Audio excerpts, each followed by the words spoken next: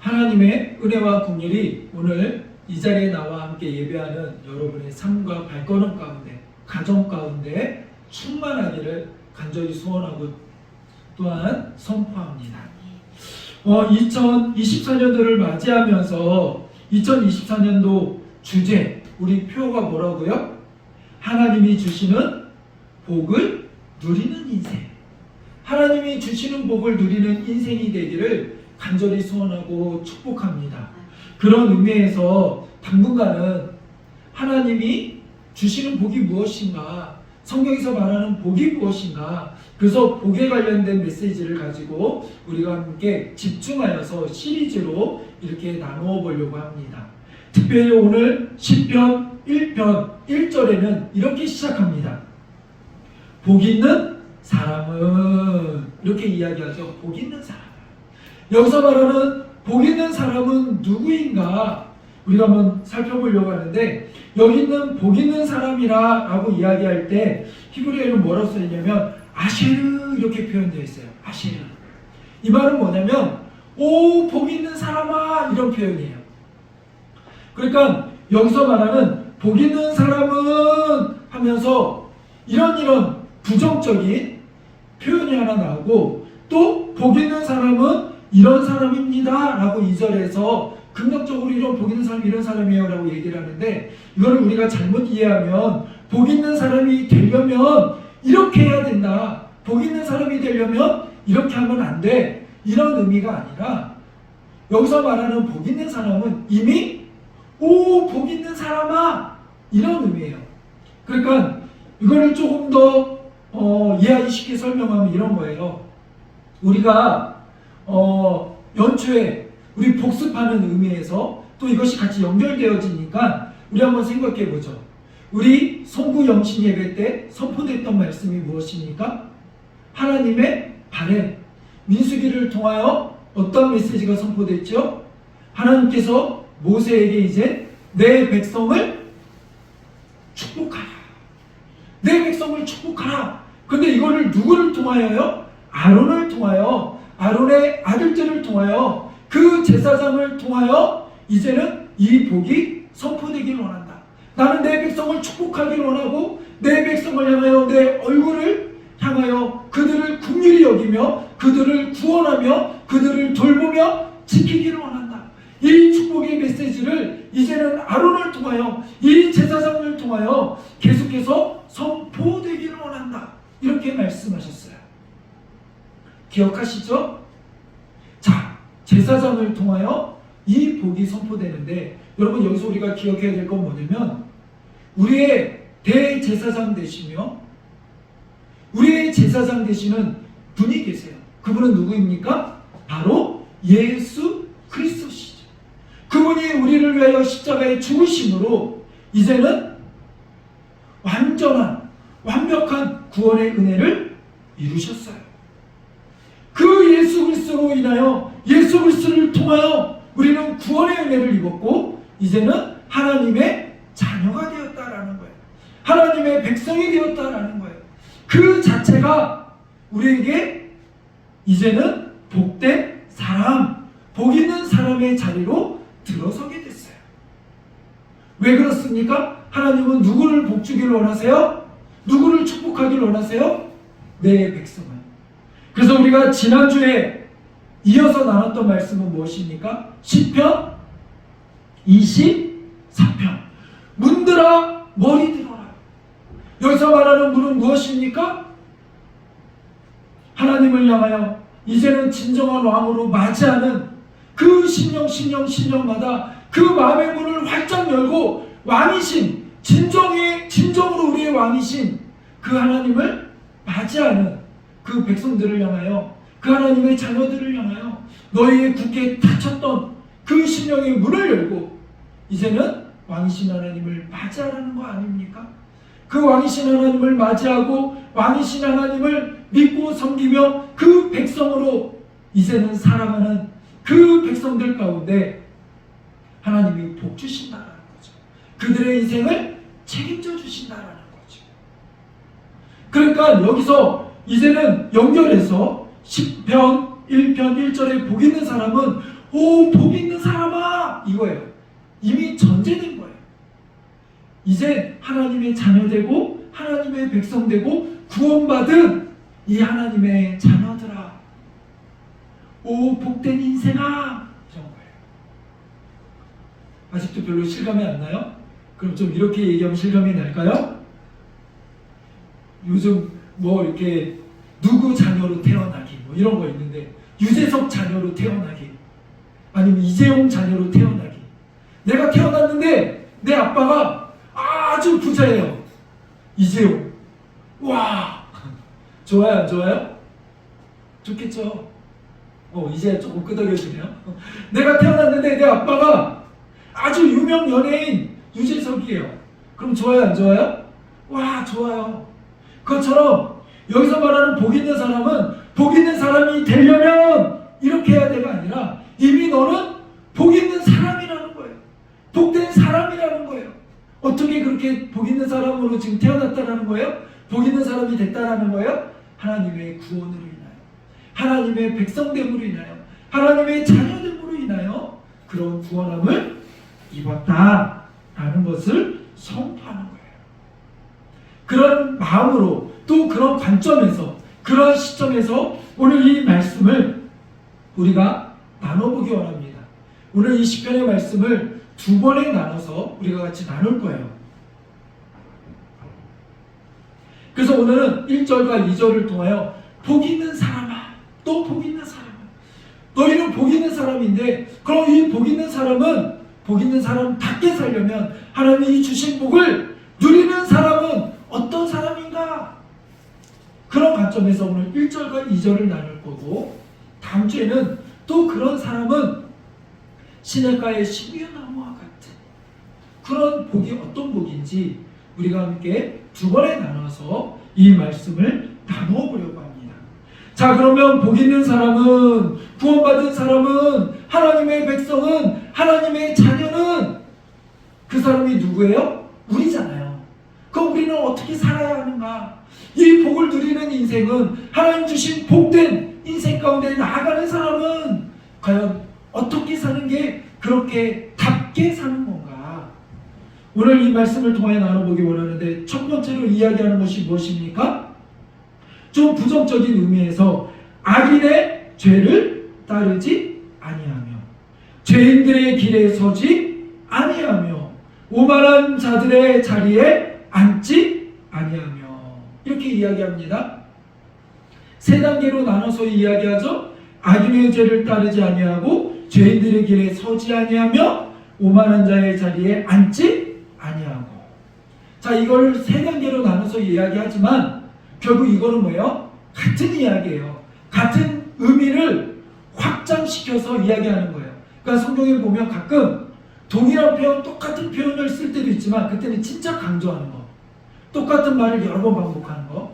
그러나 이런 시나 이런 것들을 쓸 때는 똑같은 말을 반복하기보다는 같은 의미를 조금 더 의미를 확장시키면서 동의어를 써가지고 표현할 때가 있어요.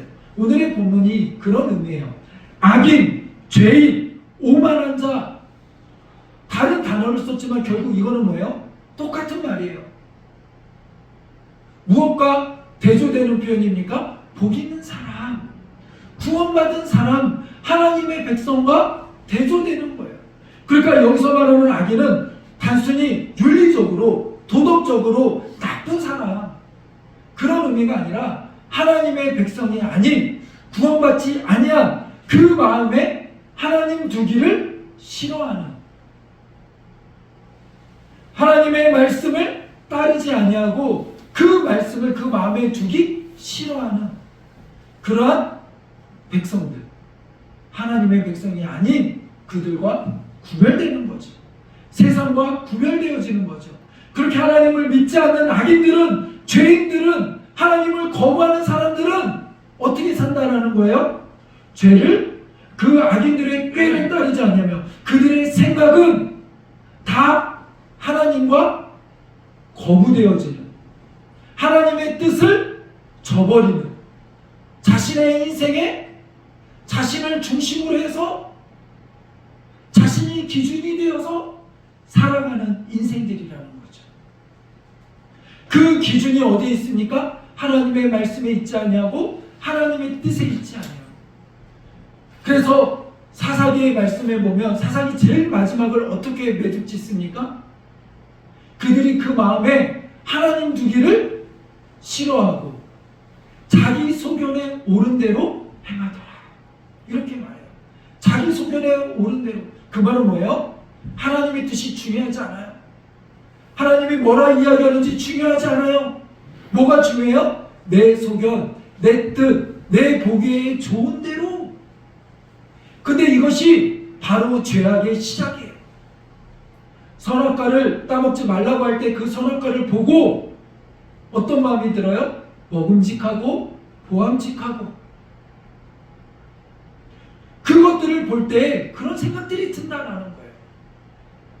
죄악이 우리 안에, 죄가 우리 안에 다가올 때 이게 정말 이거 나 보기만 해도 싫어, 이런 걸로 사탄이 공격해오지 않아요.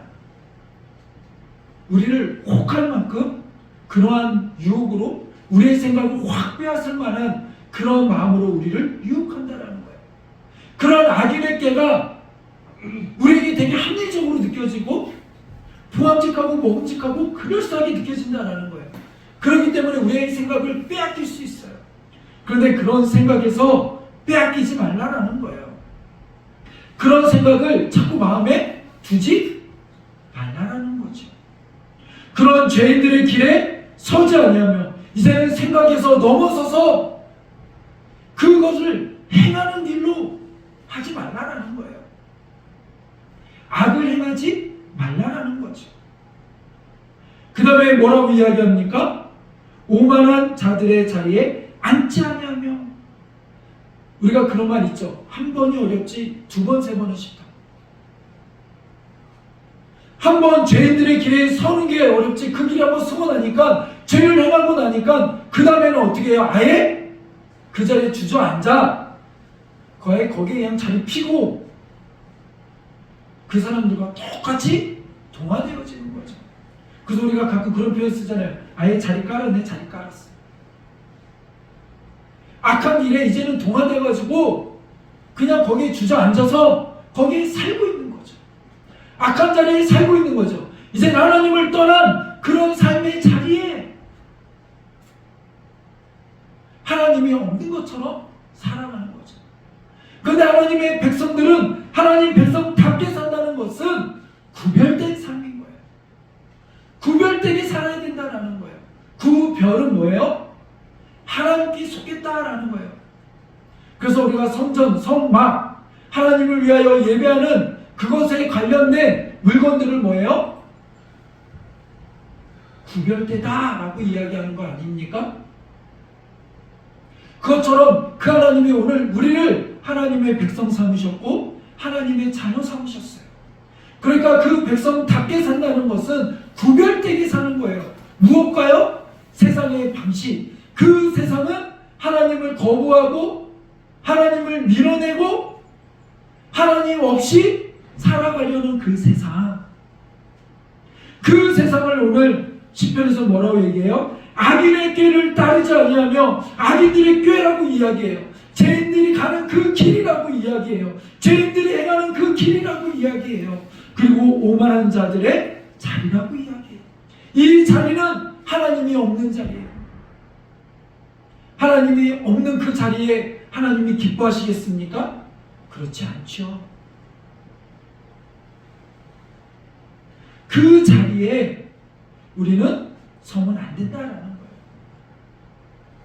그러기 위해서 그래서 하나님이 우리에게 늘 선포하시는 게 뭡니까? 내가 거룩하니 너희도 거룩하라. 구별되라. 그래서 그런 너희들은 이 거룩함을 위하여, 이 거룩함을 지키기 위하여 경건의 훈련을 가져야 되며 하나님의 말씀을 따라가야 된다는 거예요.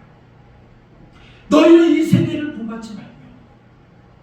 그래서 우리가 2024년도 이 하나님의 주시는 이 복을 누리는 인생이 되기 위해서 함께 같이 펼치는 캠페인이 있잖아요. 운동이 있잖아요. 그 운동이 무엇입니까? 거룩한 습관을 만드는, 거룩한 습관을 우리의 몸에 익히기 위한 그런 운동을 펼치고 있는 거 아닙니까? 그 운동들이 무엇이에요? 말씀을 읽고 묵상하고 기도하고 말씀을 쓰고 무엇이 됐던 내가 더 하나님을 기억하고 하나님을 기억하고 그 하나님을 내 마음에 새기며 내 마음의 왕으로 인정하고 고백하는 삶의 습관들 한 가지라도, 물론 두 가지 세 가지 다 하면 좋지만 한 가지라도 거룩한 습관을 내 몸에 배이도록 그렇게 살아가도록 선포하도록 내가 하나님 백성답게 사는 그 삶을 살아가기 위한 운동을 펼치자는 거 아닙니까? 그런 우리들이 되길 원합니다. 그러니까 그냥 좋자고 하는 게 아니라 이런 모든 것들 속에는 우리의 가치관과 행동과 이 모든 것들이 담겨져 있는 거예요. 우리가 2024년도 하나님의 백성답게 구원받은 자답게 그것을 오늘 표현해서는 복 있는 사람답게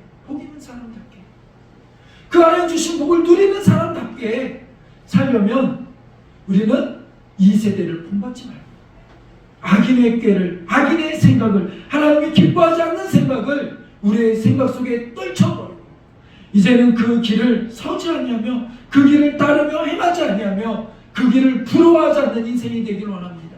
그런 것들을 부러워하며 그거를 따라가며 선망하며 결국은 어느 순간 우리의 행동이 우리의 마음이 거기에 다 빼앗기게 되어 있어요.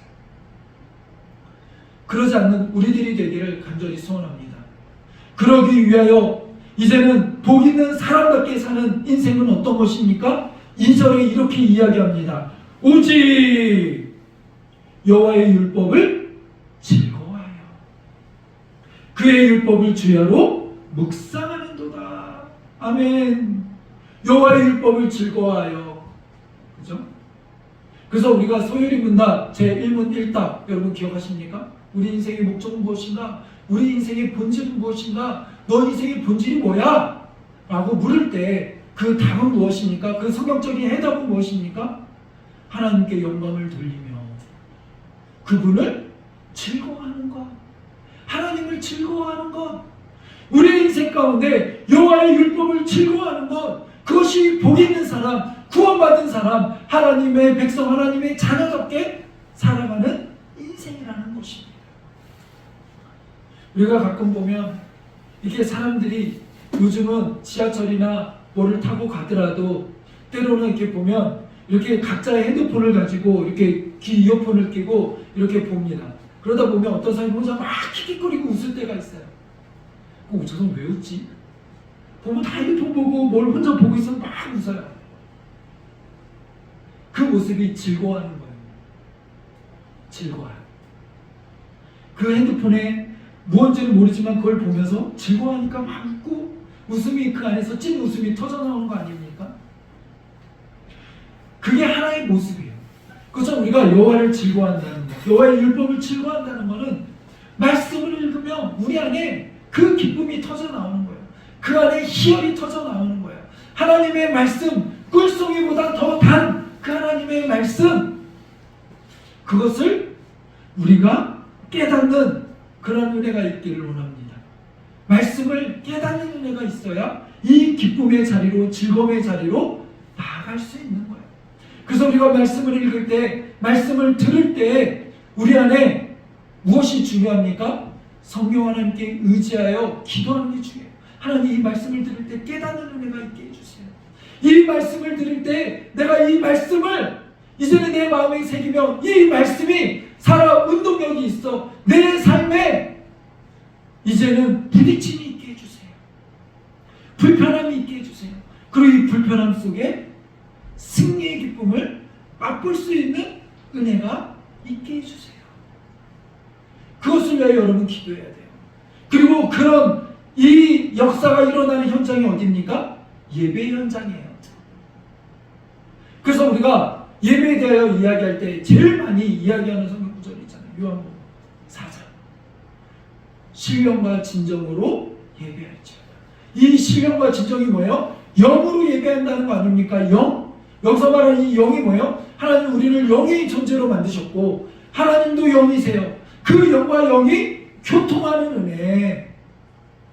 무엇 안에서요? 진리 안에서. 진정, 그 진정이 뭐예요? 진리 아닙니까? 그 진리가 선포되어질 때 메마른 뼈들이 살아나는 역사가 일어나듯 우리 안에 죽었던 영들이 깨어 일어나고 살아나는 역사가 일어나는 거 아닙니까? 하나님과 멀어졌던, 이제는 하나님을 저버리고 하나님을 이제는 배반하고 죄악 가운데 있던 그 영들이 살아나는 역사도, 어떻게 그 영들이 살아날 수 있습니까? 그들이 살아날 수 있는 그 방법은 단 하나예요. 진리의 영이 선포되어짐을 인하여 그들 가운데 이제는 예수 그리스도를 믿는 그 믿음의 역사가 일어나는 거예요. 그것을 인하여 회복의 은혜가 일어나는 거예요. 내 영이 깨어 일어날 수 있는 방법은 우리 안에 그 진리의 말씀이 선포되어질 때 진리의 영이 역사함으로 깨어 일어나는 거죠.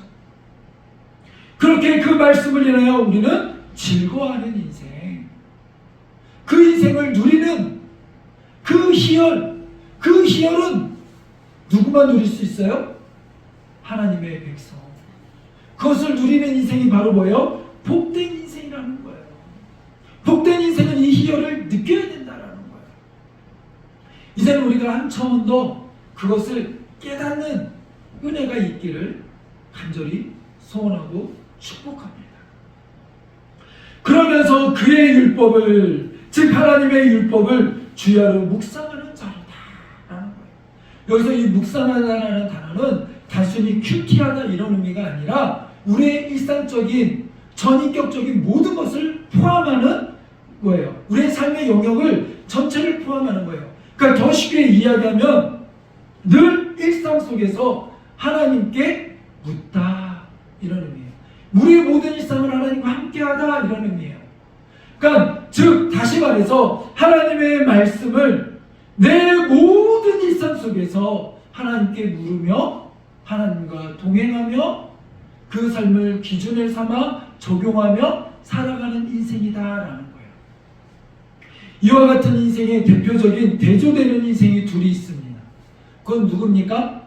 하나는 바로 사울이에요. 사울.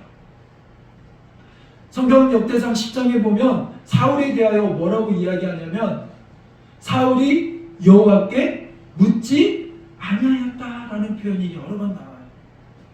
하나님은 사울을 이스라엘 왕으로 삼으셨어요.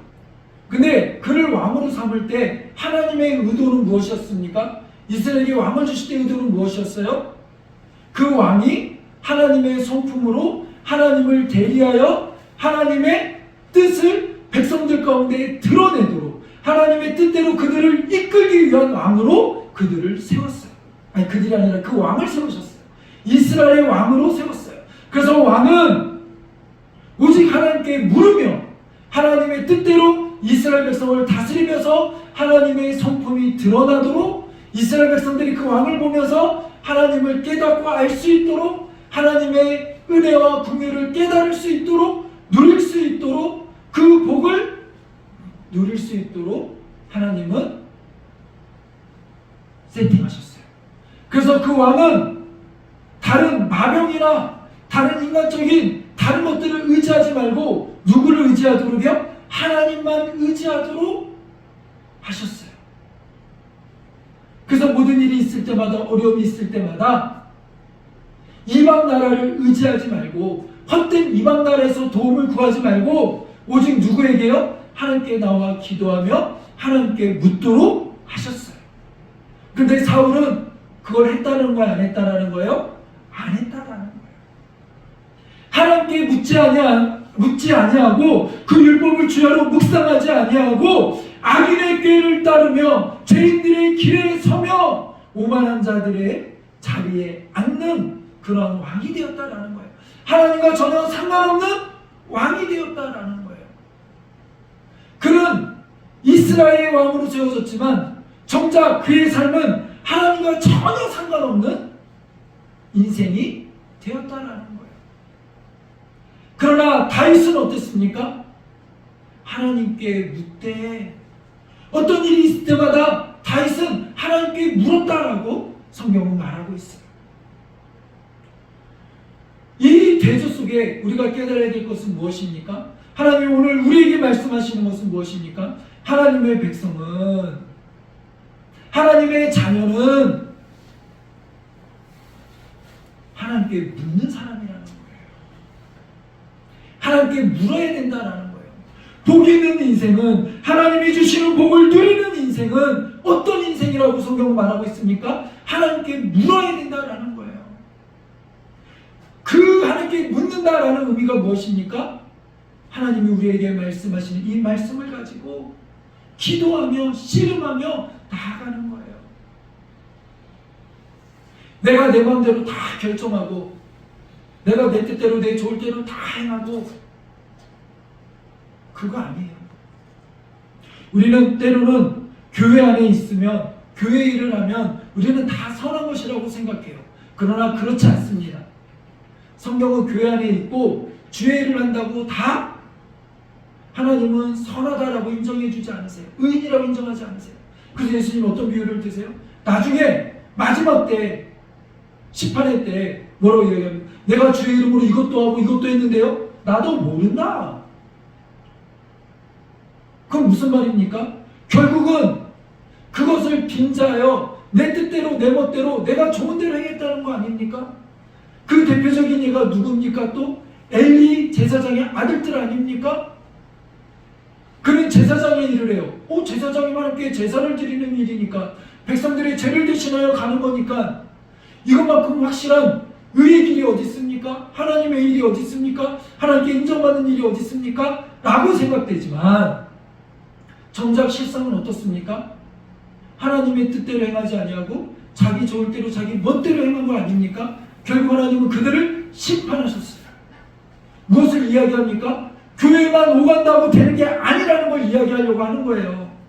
우리 안에 종교적인 행위로, 우리 안에 의롭다 아니라 종교적인 행위로, 종교적인 봉사나 이런 것들로 인하여 내가 올해는 헌금 이만큼 했는데, 내가 올해는 하나님께 이만큼 헌신했는데, 이만큼 봉사했는데, 그것 자체가 내가 복 있는 사람을 증거하는 것이 아니라 내 인생 속에 얼마나 하나님을 의지하며, 얼마나 하나님과 씨름하며, 얼마나 하나님의 말씀을 붙잡고 그 말씀 가운데 살아가는가, 그것을 묵상하는가, 그 말씀을 즐거워하는가, 내가 여호와께 물으며 나아가는가, 얼마나 하나님을 왕으로 인정하는가, 이것이 중요하다는 거죠.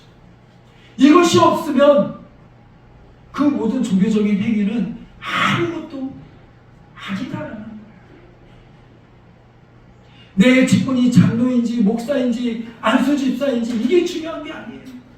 어떤 분들은 이거를 마치 어떤 성과를 이루듯이, 어떤 지위를 얻듯이, 나 이제는 안수집사 됐어, 나 이제는 장로 됐어, 나 이제는 권사 됐어. 그건 하나의 성취감으로, 그게 중요한 게 아니에요.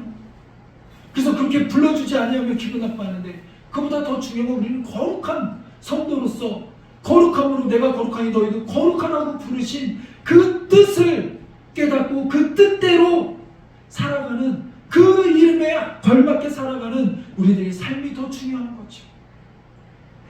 목사라고 해서 그렇게 살지 못한다면 무슨 의미가 있겠어요?